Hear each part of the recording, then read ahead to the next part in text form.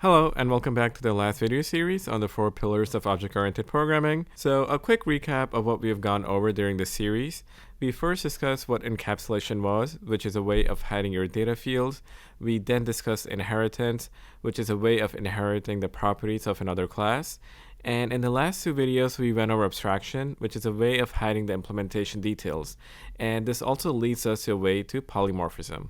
So if you guys understood abstraction, then polymorphism is a very easy concept. So what is polymorphism? Well, poly means many or multiple. So what that translates to is that object can take many forms. For example, a human object can be a female object or a male object. There are 2 types of polymorphism, runtime and compile time polymorphism. In the last 2 videos we did on abstraction, we were doing runtime polymorphism. There's a term called overwriting, and this is when we overwrite or change the implementation of the method. So for example, if you go to the previous video that we did on abstraction, we can see in the shape class we have these 3 abstract methods: get area, get perimeter, and get number of sides. So for the circle class, we're overwriting these 3 methods. Each of these methods have different implementation of get area, get perimeter, and get number of sides. And same thing on the rectangle class. So if you go back to our main class, we can see our shape object has 2 forms. One is for rectangle and the other is for circle, where each of these 3 methods, get area, get perimeter, and get number of sides, have their own implementations. Let's do another quick example demonstrating this again. So we're going to create a class called engineer. And let's say we have this method called the type of work an engineer does. So we'll say, engineers are meant to design stuff. So we'll just say return design. Let's create another class and let's call this software engineer, which extends from the engineer class. And over here, we're going to overwrite this method. So we're going to overwrite the type of work. And we can print out, software engineers design or design software code. Let's head over to main and test this out. So let's create this engineer object. So we have new engineer and let's print it out. That type of work. And let's do another type of engineer. We'll call this software engineer.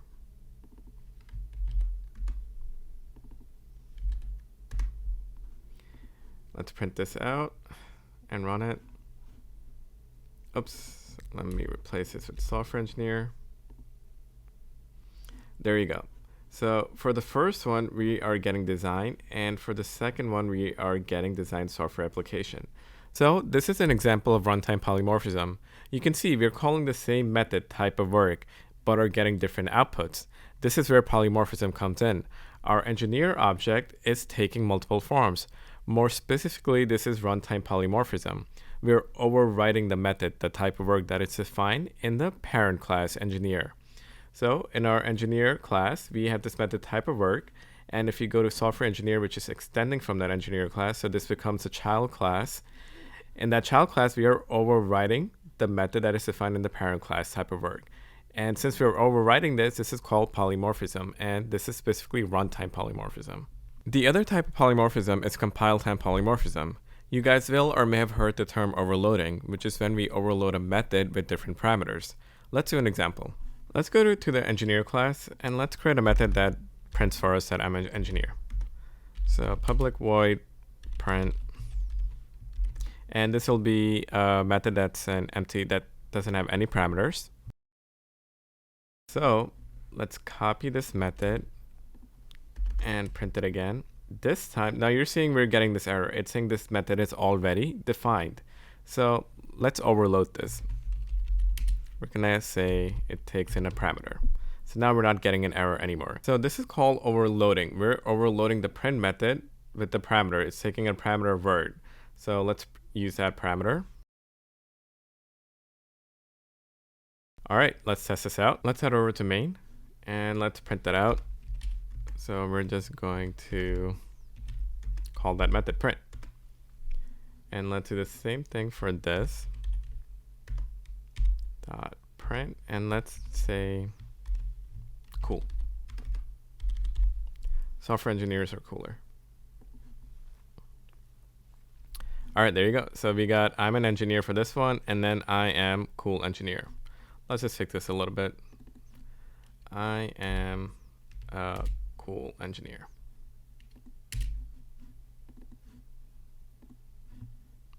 All right, much better. So this is an example of compile time polymorphism where we overloaded the print method. So in this case, this is not taking in any parameter. Over here, we're passing in a parameter cool. We can also overload method with different types. For example, let's create a method that adds up two numbers or sums them up. So let's do sum, and it takes in two parameters, a and b, which are both int, and just add them up. Now, what if we want to take in a double? Let's do that. So here we want to return a double. And here we're getting an error. If I hover over this, it's saying sum is already defined. Well, it is, and it's taking in these parameters in A and in B. They're exactly the same thing. However, I can change the type, and now I'm not getting this error anymore. I'm overloading this method with different types. Now it's a double.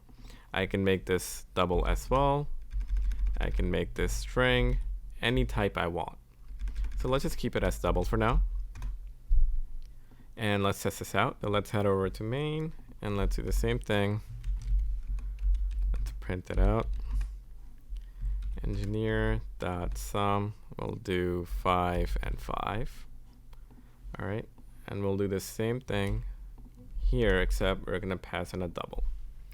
5.6 and 5.3.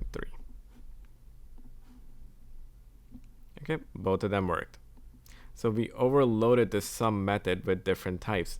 Here it was taking in an int, and here we're just passing in a double. So these are the two ways to overload the method. First one is where we overloaded the print method, in the first one where we had no parameters, and in the second one where we were passing in a parameter. This is one of the ways to overload the method. And the other way is by changing the type, like we did for sum, where this was taking in an int, and this sum method was taking in a double. Both of these comes under compile time polymorphism, also known as static polymorphism. So polymorphism is a very important concept that we use all the time in Java classes. One quick example I want to demonstrate is a toString method, which is part of Java object class. So if I head over to engineer class, and if I right click and head over to generate, we have these override methods. There are a couple of methods in the Java object class, such as hashcode, equals, clone, and the toString. We should always overwrite the hashcode and the equals method. Now I'm going to have a separate video dedicated to hashcodes and equal method on why and how to overwrite these methods. But for now, let's just overwrite the toString method. So before I overwrite the toString method, let me demonstrate how it looks like. So if I'm going to print out the object, let's say engineer here, and over here, I'm going to print out software engineer. Watch what's going to happen. I'm going to get the name of the class, and we got this at, and then we got a bunch of random numbers. What this is a hash code. So we're getting the name of the class at hash code. If we want to print out the properties of the, the software engineer or engineer objects, we need to overwrite the toString method. So let's do that. So for example, let's just say in here, we can say I am a type of engineer.